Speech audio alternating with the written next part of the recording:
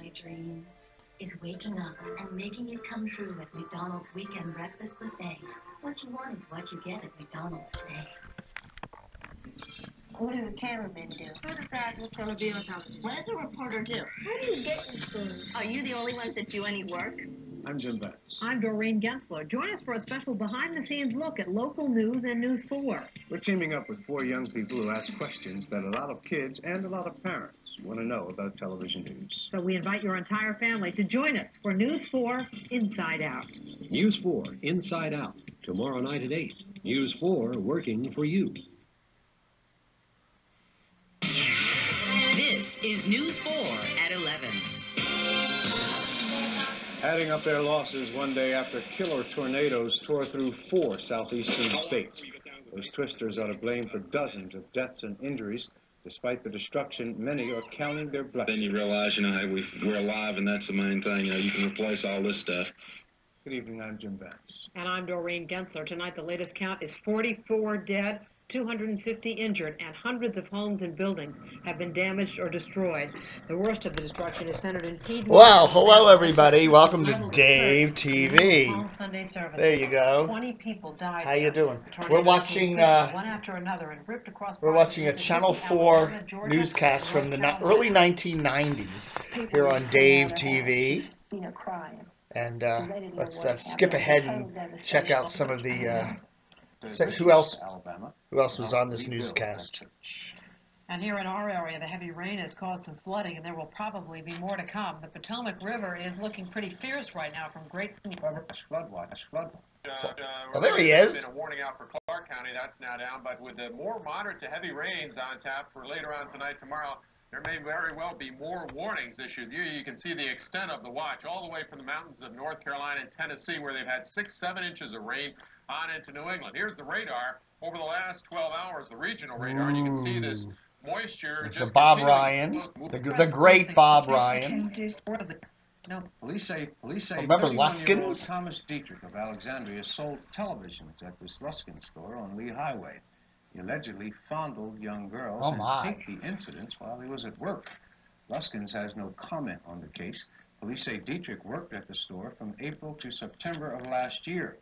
They ask anyone, children between 2 and 7, who shopped at the store to call the Fairfax City Police Community Services section. The number there is area code. In the Middle East Side. Then, of course. Take a hike.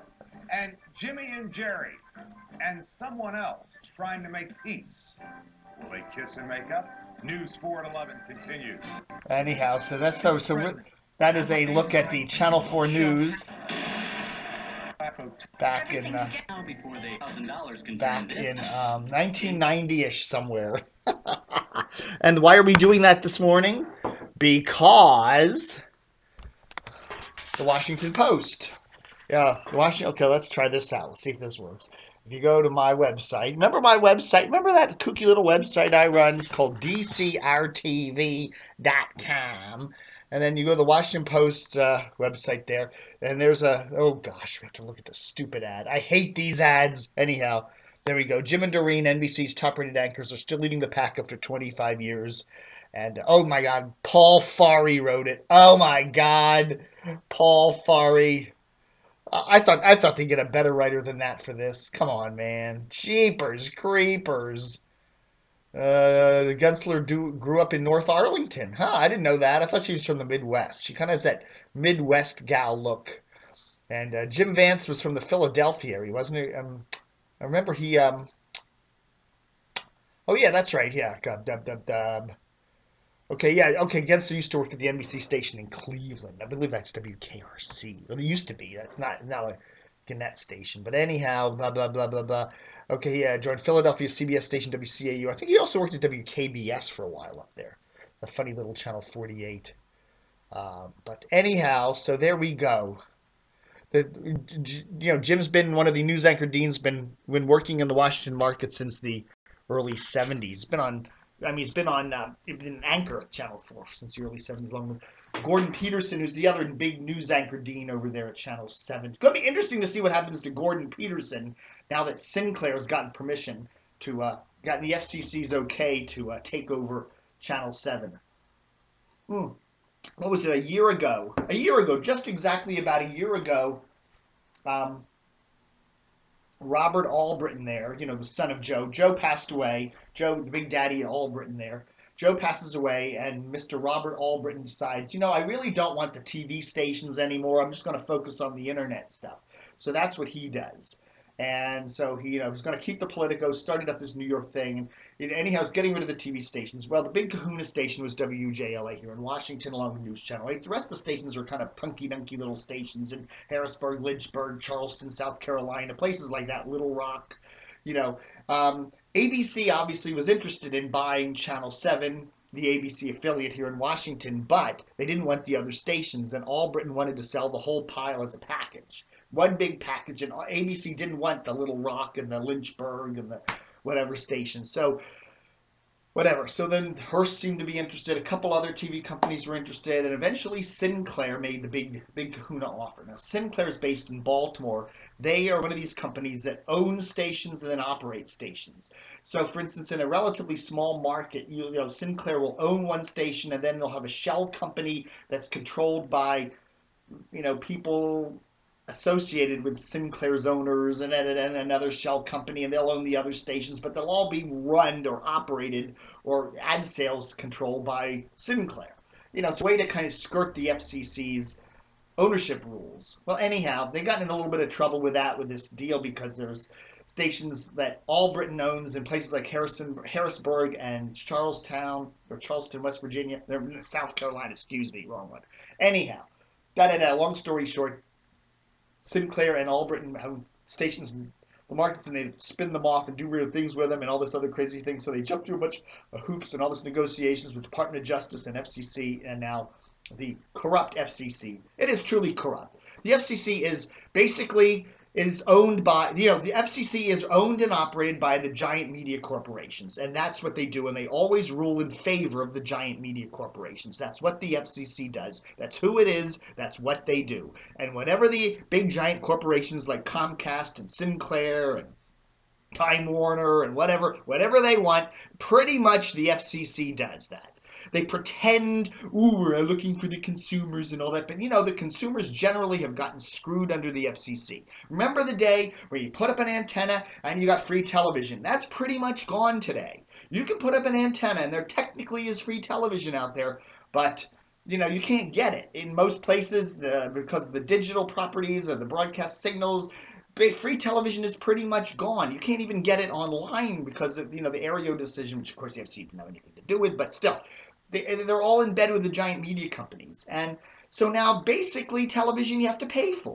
You Comcast, you have to go to Time Warner, you got to go to DirecTV, whatever. You got to go pay for television.